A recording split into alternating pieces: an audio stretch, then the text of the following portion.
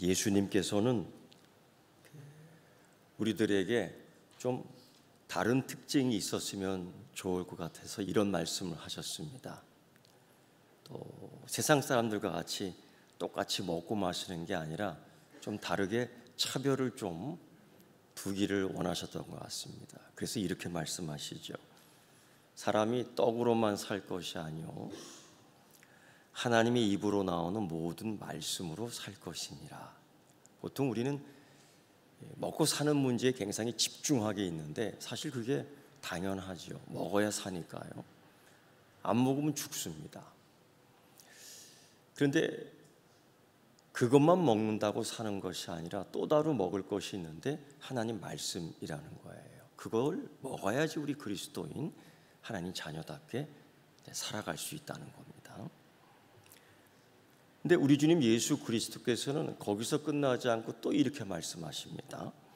너희는 세상의 소금이다. 이게 마태복음 5장 13절 말씀. 곧이어 또 너희는 세상의 빛이다. 이 마태복음 5장 14절 말씀입니다. 아니 세상이 어떻길래 우리가 세상의 소금인가? 너희는 세상이 아니다라는 뜻이에요. 세상의 소금이다. 소금의 기능이 뭡니까? 두 가지인데요. 하나는 방부제 역할을 하고 하나는 맛을 내는 역할을 해요. 세상이 어떤데요? 썩어지고요. 맛이 없는 겁니다. 그런데 소금을 치면서 그 역할과 기능, 너희는 이렇다. 빛, 그냥 빛이 아니라 세상에 대하여 빛이라는 거예요. 빛의 기능이 뭡니까? 어둠을 밝히는 거죠. 어둠을 사라지게 하는 거죠. 그런 기능, 특징이 있다는 거예요. 그러니까 너희 그리스도인들은 너희는 그렇다, 다르다라는 거예요. 사실 이러한 삶이 예수님께서 죽음에서 부활하시고 승천하신 후 10년도 안 돼서 구별되기 시작합니다. 사실 처음에는 이 그리스도인들과 유대인들이 비교가 쉽지 않았습니다. 이게 유대인인가? 이게 그리스도인인가? 그래서 이방인 눈으로 볼 때는, 로마인의 눈으로 볼 때는 그게 그겁니다. 그러니까 유대인들 볼 때는 상당히 기분 나빴죠. 또 그리스도인들 볼 때는 상당히 난처했죠. 근데 이게 구별되기 시작합니다. 이게 예수님께서 부활 승천하신 이후 10년도 안 돼서 벌어진 일이에요. 안디옥 지역에서 비로소 그리스도인이라 일컬음을 받기 시작합니다. 이 그리스도인들이야. 왜? 그리스도인들은 달라. 그리스도인들은 저 사람들하고 틀려. 뭐가요? 사실 그때나 지금이나 사실 먹고 살기 힘든 세대 시대입니다. 그때는 그 나름대로, 이때는 이 나름대로. 그런데 이 그리스도인들의 특징은 뭐냐? 자기가 갖고 있는 걸 가지고 나보다 더 어려운 자들에게 나눠줘요. 나눔을 진짜 같이 해요. 남아서 나누는 것도 아니고 필요 없어서 주는 것도 아니에요. 자기 걸 진실하게 나눕니다. 그 지역에 병든 자들이 참 많았는데 찾아지면 진실하게 간호를 하는 겁니다. 이게 다른 유대인들, 다른 로마인들, 다른 이방인들과 비교해 볼 때 그리스도인이라는 이 특징이 굉장히 차이가 나요. 그때부터 저 사람은 그리스도인이야. 그리스도인이야. 달라. 유대인하고 달라. 이방인하고 달라. 로마인하고 달라. 그리스도인이야. 굉장히 좋은 소리입니다. 우리 하나님께서는 이렇게 구별되게 자꾸 만들어 놓으시는데, 특별히 그 애굽에서 400년 동안 종놀이에 익숙한, 자기 운명이 자기의 상태가 그냥 종이다, 노예다라는 이 자들을 광야로 이끌어내요. 애굽 백성, 종의 백성이 아니라 하나님 백성으로 만드는 과정 속에서 40년 동안 훈련시키는 방법 가운데 하나가 바로 이거죠. 말씀 훈련입니다. 그 말씀이 보여지는 말씀, 들려지는 말씀, 여러 가지가 있었어요. 모세를 통하여 그 말씀을 들려주고 그들에게 선포하게 하고 때로는 말씀을 보여줬어요. 그 훈련을 계속 시킵니다. 좋든 싫든 그들은 순종하든 아니면 때로 불순종하던 자들도 있었지만은 하나님은 그들을 계속 훈련시켰어요. 왜? 왜 그랬을까? 이유가 뭘까? 다른 거 아닙니다. 하나님 백성 만드는 데 있어서 이 말씀은 가장 기본이었기 때문입니다. 그런데 이 말씀을 잊어버리는 사람들이 꽤 많았죠. 모세 시대가 지나고 여호수 시대가 지나면서 이들이 말씀을 잊어버리고 맙니다. 그 말씀대로 살지 않는다, 말씀을 잊어버렸을 때에 나타나는 현상이 뭐냐? 그게 사사시대의 현상이에요. 그 마지막 장의 사사의 그 마지막이 뭐냐? 망하는 겁니다. 어떻게 망하느냐? 각각 자기 생각대로 살았다. 각각 자기 생각대로 옳은 대로 살았다. 그러니까 자기 생각이 옳다는 겁니다. 이게 꼭 지금 세대와 지금 시대의 철학하고 똑같아. 그러니까 너도 옳고 나도 옳아. 이게 내가 옳고 네가 틀렸어가 아니에요. 나도 옳지만은 너도 옳아. 너도 옳지만 나도 옳아. 그러니까 반대하지 마. 이런 거예요. 이게 여러분 무서운 겁니다. 이게요, 진리가 없어요. 다 그냥 똑같은 거예요. 이런 시대에 우리가 지금 살고 있습니다. 이 세상 철학에 물들어 있어요. 그러다 보니까 하나님 말씀이라는 훈련 우리도 잊어버려요. 뭐 꼭 그 말씀대로 살아야 돼? 그것만 옳은 거야?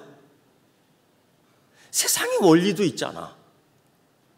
세상의 법칙도 있잖아. 우리 꼭 그렇게 살아야 돼? 네, 여러분, 이 경건훈련에 있어서 우리도 경건훈련을 지금 하는 거예요. 이 주일날 예배드리러 쫙 나오는 것도 일종의 경건훈련이에요. 근데 여기서 굉장히 단순해야 돼요. 그래서 경건훈련 가운데에 세부적으로 들어가면 단순성의 훈련이라는 게 있습니다. 이게 너무 복잡하면은 진리를 따라 살기가 참 힘들어요. 말씀을 딱 받을 때 저 무슨 의미 들어가 있을 거야. 목사님 저거 무슨 또 다른 이렇게 받지 말아라. 그냥 말씀대로 그냥 받아야. 그러면 되는 거예요. 이런 광야 시대의 삶이 얼마나 단순했는지 아십니까? 해가 딱 지면은 뭐에 의지해야 되냐면 불기둥에 의지해야 돼요. 하나님이 밤에 불기둥을 하나 딱 세워줘요. 해가 뜨면은 뭐에 의지해야 되냐면 오직 하나밖에 없어요. 구름 기둥이에요. 그게 사는 길이에요. 뭐 번쩍번쩍 네온 사인 뭐 질리고 놀 게 없어요. 그리고 딱 그 시간 되면 자야 돼. 딱 그 시간 되면 일어나야 돼. 먹는 거 복잡하지 않습니다. 여러분 고민 가운데 그거 있죠. 오늘은 뭐 먹지? 메뉴판을 골라가면서 뭘 먹어야 될지 고민하잖아요. 그때는 그런 거 없습니다. 그냥 만나예요. 요즘 카페 가면은 커피도 종류가 수십 가지 종류예요. 뭘 먹어야 될지 모르겠어요. 뭘 잡수실래요? 커피 주세요. 커피도 단맛, 신맛, 고소한 맛, 쓴맛. 커피 다 쓴 거 아닌가? 그게 아닌데 그런 얘기하면 무식한 사람이에요. 어느 종류, 어느 산 마실래? 칠레산, 멕시코산, 필리핀산. 복잡해요, 너무. 근데 광야에서는 하나님이 주시는 그것만 딱 먹으면 돼요. 그럼 그런 단순한 삶 속에서 하나님 말씀을 주는 거예요. 그럼 그들은 뭘 해야 되는 겁니까? 말씀을 익혀야 되는 거예요. 복잡하지 않습니다. 그 훈련을 광야에서 하는 겁니다. 잘한 사람은 잘 되는 거고 제대로 안 하는 사람은 안 되는 거고요. 그겁니다. 복잡한 거 아니에요. 이 훈련이 참 잘 되어 있어야 되는데 그게 잘 안 되더라고요. 우리 사람의 성격이 자꾸 이렇게 복잡한 데로 가요. 순종보다는 불순종의 이 방향으로 자꾸 이렇게 가게끔 돼 있나 봐요. 그게 우리가 갖고 있는 죄성이다라고 얘기들을 합니다. 그런데 이게 4.4 시대 이후 사람들이 어느 정도로 경건의 나락으로 떨어지냐면은 말씀을 잊어버려요. 법궤를 뺏겨요. 이 법궤의 상징이 뭡니까? 하나님의 임함의 상징이에요. 이 법궤를 가지고 있는 한 하나님이 여기에 계시다는 거예요. 그래서 이 이스라엘 백성들이 광야에서 전진할 때 항상 하나님의 앞장서섰어요. 그래서 법궤를 앞에다 세워요.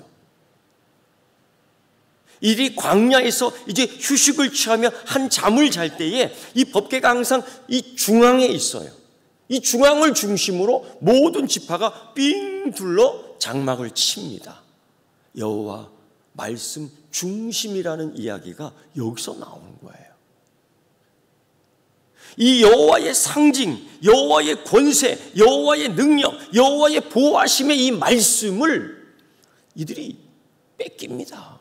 블레셋에게. 이게 있을 수 있는 일입니까? 뺏겨요.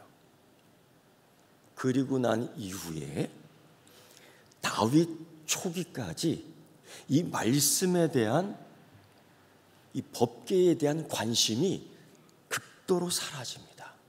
관심을 안 가져요. 그리고 오늘 다윗이 그걸 찾는 겁니다. 왜?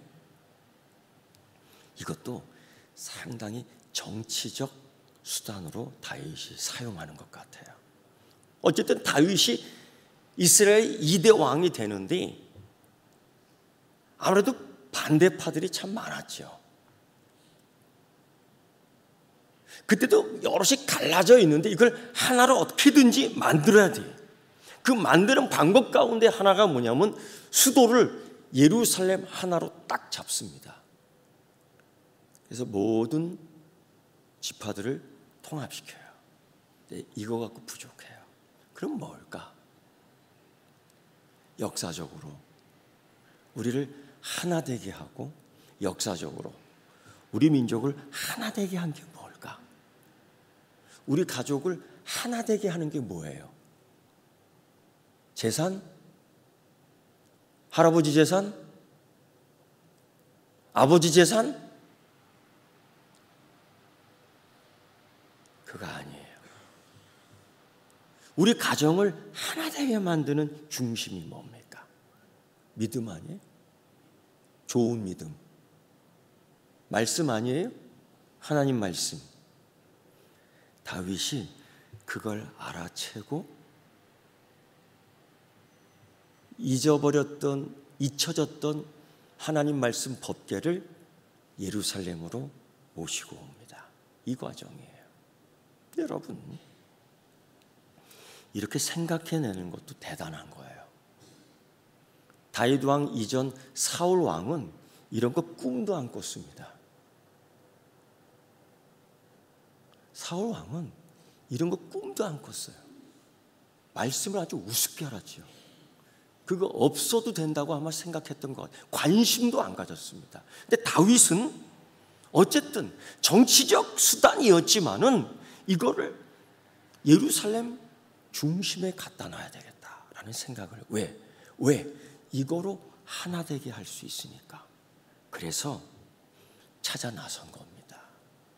어디에 있던 다윗, 어디에 있던 이 법궤? 바알레 유다 아비나다 집, 그 산 중턱에 있던 그 법궤를 그 집에서 꺼내오는 겁니다.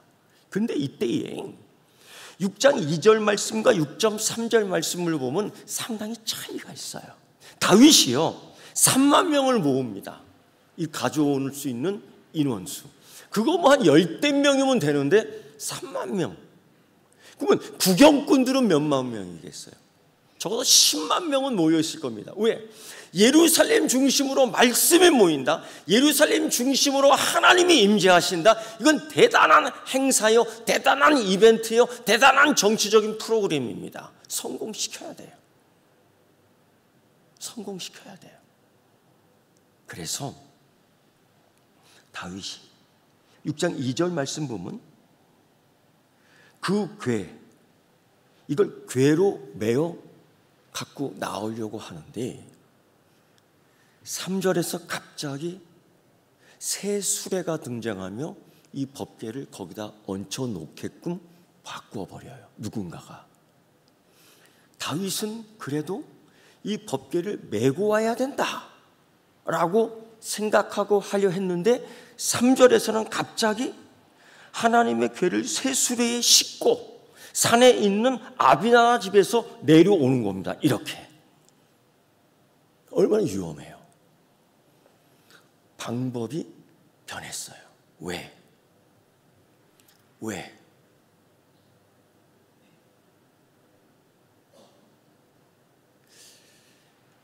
왜? 편리함 때문 아니었을까? 뭐 그렇게까지 옮길 필요가 있겠습니까? 이 언덕바지 위험할 텐데 수레에다 놓고 끌어가는 게 더 좋지 않겠습니까? 여러 이야기가 나왔을 거예요.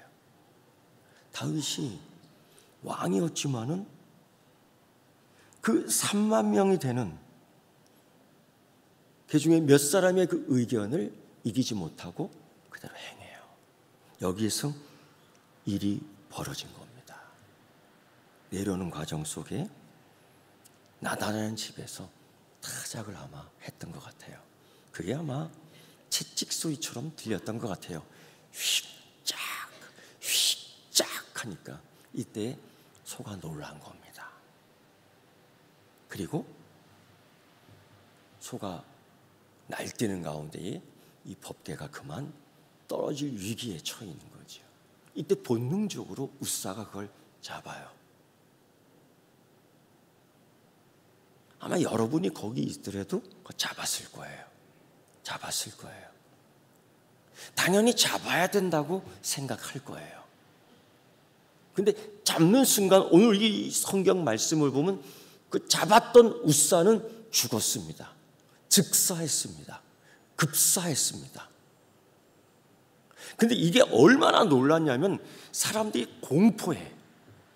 얼마나 놀랐으면 다윗도 두려워했어요. 두려워했어요. 이거 뭔가 평범한 죽음은 아니었다라는 겁니다. 아니, 근데 다윗이 이 죽는 그 순간 뭘 봤냐면, 아니 왜? 아니 내가 열정을 갖고 이 말씀을 보존하기 위해서 내가 애쓰는데 왜? 아니 내가 지금까지 하나님에 대해서 얼마나 열심이었는데 왜? 아니 이걸 통해서 하나님께 영광 돌리려고 하는데 왜? 심지어 나팔, 수금, 비파, 소고, 앙금, 재금 여호와 앞에서 다 불어. 이게 뭡니까? 예배드리는데 찬양하는데 왜? 그래서 처음 다윗은 이 사건 속에서 굉장히 분노했다. 화를 냈다 그래요. 영어 표현으로 보면 이걸 앵그리라고 얘기해요. 앵그리. 굉장히 화를 낸 거예요. 이게 어떤 화? 하나님께 왜? 하나님 지금 예배드리려고 하는데 왜? 하나님 놀고 먹자는 거 아니에요? 찬양하는데 왜? 아니 잊어버렸던 법궤를 다시 여기서 각인 상기시켜서 하나님의 영광이 여기 있다라고 선포하려고 하는데 왜? 근데 너무 두려운 거죠. 그 모습을 보니까. 그리고 치명적인 건 이 정치적 행사가 망해버린 겁니다. 이 정치적 행사가 성공하지 못한 거예요. 사람이 죽었으니까. 놀래서 사람들이 도망갑니다. 다. 그리고 결국은 이 법궤를 목적대로 예루살렘 성전으로 자기의 성으로 갖고 오지 못해요. 그 중간에 오벳 에돔이라는 제사장 그룹의 집에 넣어둬요. 이게 3개월 걸립니다. 그런데 더 놀라운 사건 하나가 또 거기서 일어나요. 그 법궤를 보관하고 있던 오벳 에돔의 집, 뭐 다른 거 한 거예요. 보관만 했어요. 근데 그 집, 보관하고 있던 그 집이 축복을 받기 시작하는데 자녀들이 복을 받고, 그 집에 심겨진 나무들이 복을 받고, 그 집이 기르는 짐승들이 복을 받고. 이게 여러분 우스운 얘기가 아니에요. 그 집에 있는 모든 것들이 복을 받아요. 3개월 동안 다윗이 그런 보고를 받습니다. 왜? 왜 나는 실패했고 왜 저 사람은 복을 받지? 왜? 왜 아비나다 집은 저렇게 큰일을 당하고 왜 오벳 에돔의 집은 복을 받지? 왜? 여러분, 이런 정도가 되면은 조사해야 되는 거 아닙니까? 여러분 같으면, 여러분이 다윗 같으면 너무 속상해서 밤에는 술을 먹고 낮에는 밧세바를 찾았겠습니까?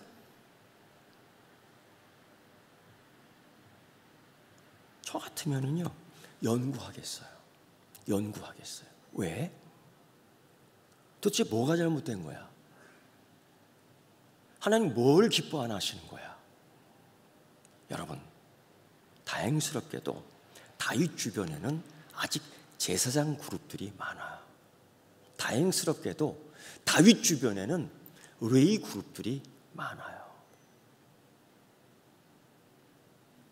성경에 나오지 않아요. 나오지 않았다고 해서 없는 얘기가 아니에요. 여러분 같으면 3개월 동안 뭘 했겠어요? 나 같으면 3개월 동안 그 이유를 찾았겠어요. 어디서? 말씀에서 찾았을 것 같아요. 성경을 뒤져왔을 것 같아요. 근데 다윗이 찾아냅니다. 다윗이 찾아낸 기록이 있어요. 민수기 4장 15절에 보면은 이 법궤에 대한 기록, 하나님께서 모세를 통해서 이 법궤를 운반할 때 어떻게 운반해야 되는지 방법을 가르쳐줬어요. 그게 이겁니다. 행진할 때에 아론과 그 아들들이 성소와 성소의 모든 기구 덮기를 필요하거든 고앗 자손이 와서 매일 것이요.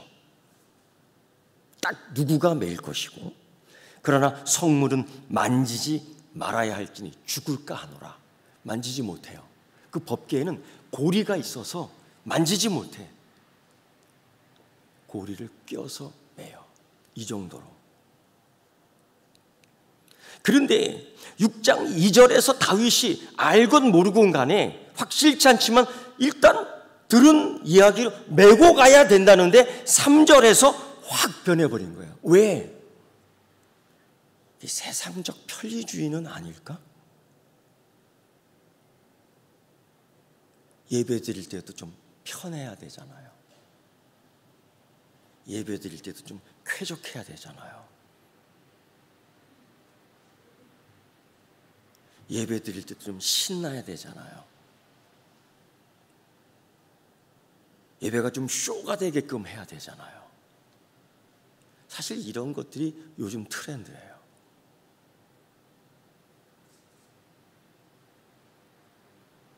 예배가 불편하면은 예배 안 드리잖아요.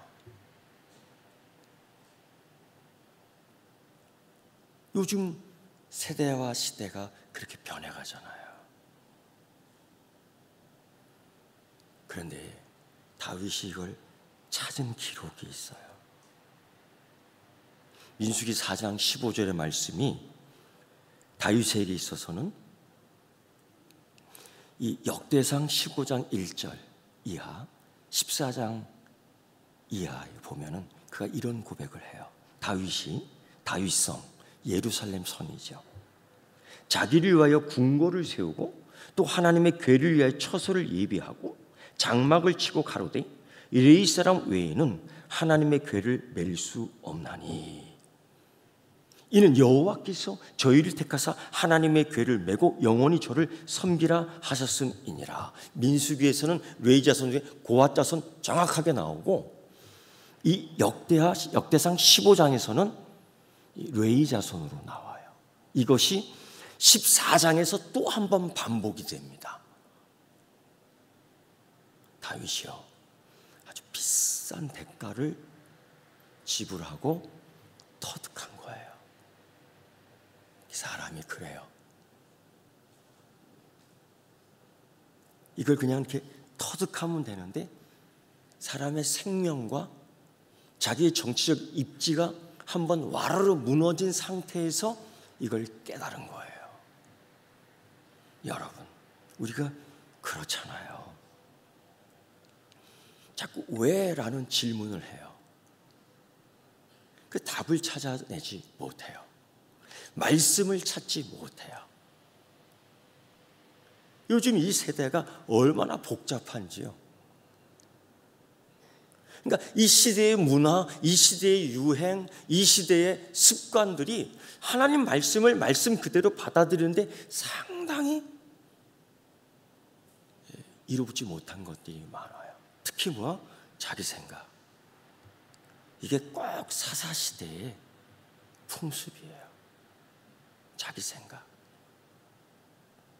그러다 보니까 하나님 말씀을 읽지만은 자기 방법대로 하나님을 읽는 거예요. 그래, 속옷치고 빗파치고 소금치고 하나님 찬양하니까 됐어. 그리고서 법계 운반 방식을 확 바꿔버리는 거죠. 예배가 성공할 것 같아요? 아니거든요. 사랑하는 성도 여러분, 광야에서 하나님께서 말씀을 주셨어요. 그들이 젖과 꿀이 흐르는 그 땅에 들어가서 말씀을 주신 게 아니에요. 왜냐? 여러분, 거기 들어가면 굉장히 분주해 줍니다. 가나안 족속도 있죠. 밭을 일궈야지요. 우물도 파야지요. 짐승도 기러야지요. 다 알고 있어요. 너무 바빠. 너무 분주해. 그런데 광야의 시대 때에 하나님이 말씀을 주신 거예요. 그걸 익히라는 거죠. 그럼에도 불구하고 사사시대 이후에 그 말씀을 잃어버리고 잊어버리니까요. 이번 이 시대는 어떨까요, 여러분? 여러분, 말씀을 가지고 있습니까? 하나님 내게 주신 말씀을 가지고 계십니까? 아니면 잃어버린 겁니까? 잊어버린 겁니까? 내 복음, 내 말씀을 갖고 있는 겁니까? 아니면 하나님 주시는 말씀을 가지고 있는 겁니까? 이거를요, 철저히 자기 성찰을 해야 될 겁니다. 그래서 하나님 말씀한 것처럼 너는 내 백성이다. 너는 그리스도인이다. 너는 이 세상의 소금이다. 너는 이 세상의 빛이다. 비로소 그리스도인이라는 일컬음을 받았다라는 이 차이, 이 구별이 내게 큰 축복으로 와야 될 줄 믿습니다. 하나님 말씀이 불편한 것이 아니라 하나님 말씀이 내게 축복이 돼야 될 줄 믿습니다. 기도하겠습니다. 하나님이 계신 것이 불편한 사람도 있습니까? 임마누엘 계시는 하나님의 축복이 여전히 불편한 자들도 있습니까? 하나님이 여기 계시기에 하나님 내 곁에 계시기에 감사하고 하나님 나와 함께 하심으로 복된 인생이 되게 하여 주옵소서. 광야에서 받은 말씀을 잃어버리고 잊어버리지 않게 하시고 그 말씀의 훈련이 잘 되게 하셔서 하나님 이 말씀을 가지고 올 때에 실패하지 않게 하시고 이 말씀을 가지고 올 때에 하나님께 영광 되게 하여 주시옵소서. 예수님의 이름으로 기도드리옵나이다. 아멘.